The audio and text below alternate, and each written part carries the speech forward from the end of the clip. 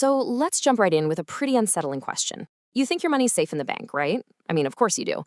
But what if I told you that that very same bank might be quietly bankrolling some of the riskiest players on Wall Street and in the process, funding the very thing that could kick off the next global crash?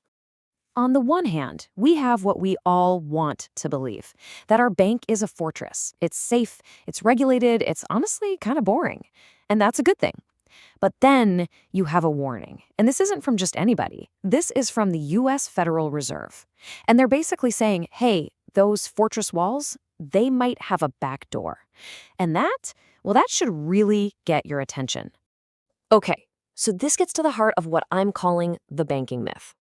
We all kind of operate on this basic assumption that our regular, everyday bank accounts are totally walled off from the crazy, high-stakes casino of Wall Street. But as we're about to find out, that wall might be a lot more porous than any of us think. And look, this isn't just my opinion. This is a direct quote from the Fed. Now, when they use a fancy term like non-bank financial intermediaries, what they're really talking about are those less regulated, super high-risk players in finance. You know, what some people call the shadow banking system. And they're not just saying there's a connection, they're saying bank exposure to this world has tripled in 1 year. And see that last word, contagion? That's the word that should give you chills. It's a spark that can set a whole forest fire. 3x.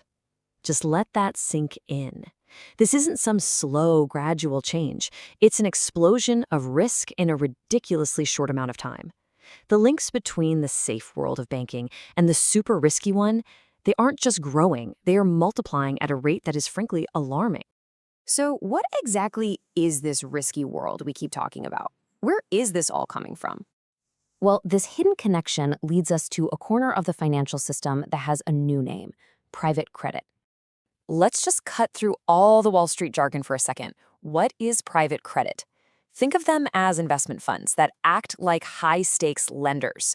They're the ones who make these really risky, high-interest loans to companies that your normal, traditional bank wouldn't touch with a 10-foot pole. They play in a sandbox that's just considered way too dangerous for the mainstream regulated system. To really put this into perspective, just picture the two opposite ends of the investment spectrum. On one side, you've got government bonds. You know, the definition of risk-free. It's slow, it's steady, it's safe. A real snooze fest.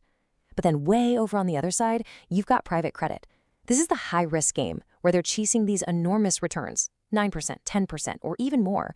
And to get those kinds of returns, well, you have to take on a ton of risk. That's the game. So here's the billion-dollar question, right? If these two worlds are so incredibly different, how in the world are they getting connected?